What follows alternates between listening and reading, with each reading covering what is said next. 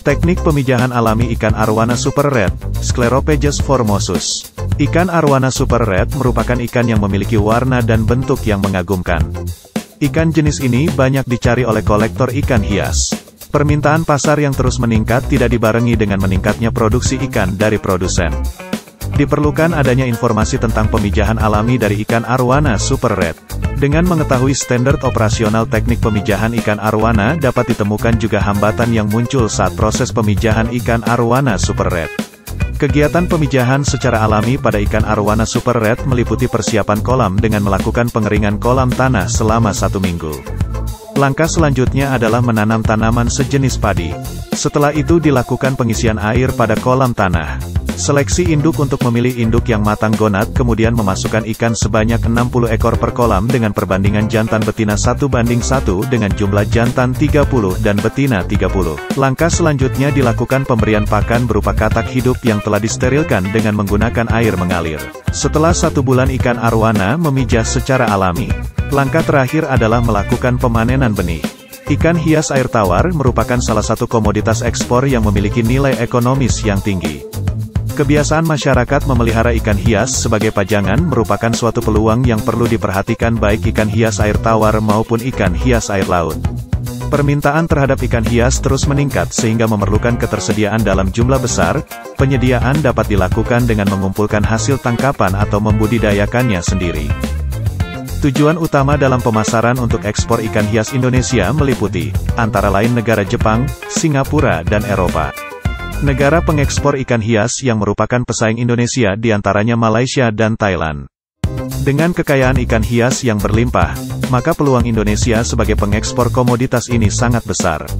Ikan hias air tawar yang dibudidayakan di Indonesia diharapkan dapat menjadi komoditas unggulan antara lain diskus, botia, rainbow, arwana dan corydoras. Keindahan warna dan bentuk tubuh arwana sangat mengagumkan. Karenanya ikan ini banyak dicari para pecinta ikan hias di dalam maupun di luar negeri. Permintaan ikan arwana terutama oleh masyarakat luar negeri setiap tahun terus meningkat. Tingginya permintaan dari negara-negara pengimpor belum mampu dipenuhi oleh produsen ikan arwana, penangkar, dalam negeri. Maka dari itu diperlukan adanya informasi tentang pemijahan ikan arwana. 1. Persiapan kolam. Kolam ikan arwana yang baik memiliki jenis tanah berlempung dan derajat kemiringan saluran pemasukan dan pengeluaran maksimal 1% serta berukuran 10 x 10 meter persegi. Kolam terlebih dahulu dilakukan pengeringan air dengan menggunakan pompa diesel berkapasitas 15,5 HP, dan dilakukan pembersihan dari rumput dan ganggang. Lumpur juga dibersihkan menggunakan bambu yang dimodifikasi menjadi alat untuk penyekar rumput. Pengeringan kolam dilakukan di bawah terik matahari selama 2 hari hingga tanah benar-benar tidak mengandung air. Selanjutnya dilakukan pengisian air hingga ketinggian 1,5 meter dan dibiarkan selama 3 hari sebelum dilakukan penebaran induk. 2. Kualitas air. Parameter kualitas air untuk ikan arwana sangat diperhatikan terutama suhu dan pH di dalam kolam. Kualitas air dijaga agar mendekati lingkungan alami arwana yaitu pH 6,8-7,5 dan suhu 27-29 derajat Celcius. Penggantian air dilakukan sebanyak 30-34% dari total volume dengan air deklorinisasi. 3. Seleksi induk. Penyeleksian induk untuk ikan arwana harus benar-benar diperhatikan ras murni, bentuk morfologi, umur induk, berat badan serta kesehatannya. Penyeleksian induk juga dapat dilihat dari tingkat kematangan gonatnya. Ciri-ciri induk betina yang matang gonat yaitu perut mulai turun, pada usus menjadi lebar dan warnanya cerah pada saat di kolam.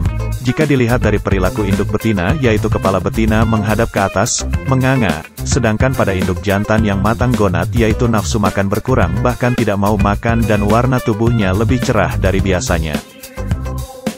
Indukan yang berkualitas diidentifikasi berdasarkan ciri fisik dan non-fisik. Ciri fisik secara garis besar berdasarkan 2 bagian yaitu kepala dan tubuh. 4. Pemberian pakan.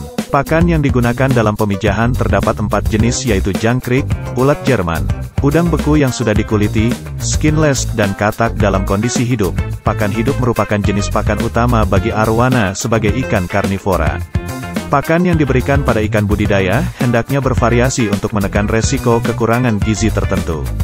Biasanya pemberian pakan yang dilakukan menggunakan tipe pemberian pakan hingga ikan tidak makan lagi. Adli Bitung, hal ini dilakukan pada sore hari yakni pukul 16. 5. Proses pemijahan alami.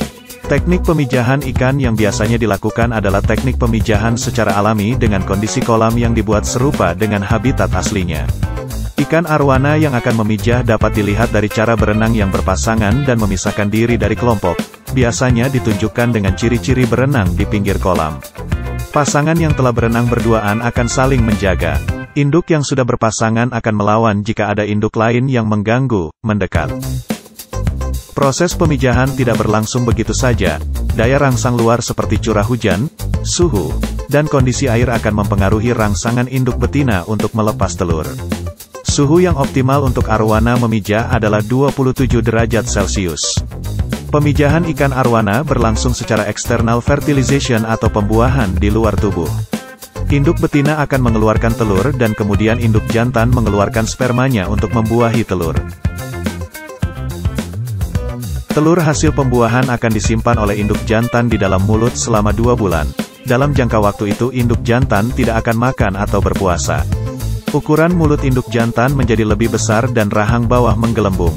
Telur yang di dalam mulut induk jantan akan disimpan hingga menetas menjadi larva.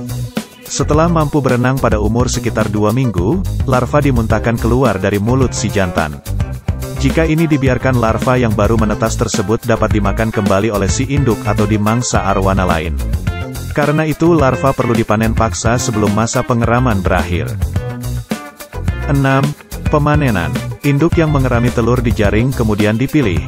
Cara mengeluarkan telur dari mulut, ikan harus berada di dalam air. Ikan terlebih dahulu diputar supaya kondisi ikan tenang.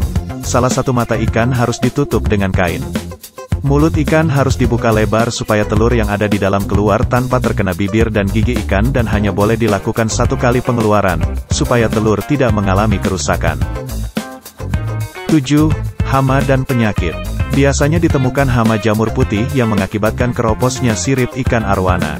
Salah satu penyakit infeksius yang menyerang ikan arwana silver adalah jamur saprolegnia sep. Penyakit ini dapat menyebabkan luka pada kulit, otot daging hingga ke tulang. Jamur putih tidak hanya berpredileksi pada sirip melainkan tubuh ikan. Ikan yang terlambat ditangani akan mengalami kematian, karena infeksinya akan menyebar sampai ke jaringan tubuh lainnya yang berakibat gangguan pernafasan. Cara pengobatan jamur putih yaitu dengan melakukan karantina ikan pada akuarium yang telah diberi tetrasilin, 4,5 gram, dan alat peningkat suhu selama 7 hari berturut-turut. Metode ini dilakukan supaya jamur yang menginfeksi cepat mengalami pengeringan atau mati. Kesimpulan yang dapat ditarik yaitu teknik pemijahan alami ikan arwana adalah proses melepaskan telur dan sperma untuk pembuahan. Teknik pemijahan alami dimulai dari persiapan wadah untuk seleksi induk, proses pemijahan, panen dan pemeliharaan larva ikan arwana super red. Seluruh kegiatan harus memperhatikan kondisi lingkungan yang menyerupai habitat asli, manajemen pakan dan menjaga kondisi kualitas air sangat penting mendukung suksesnya pemijahan.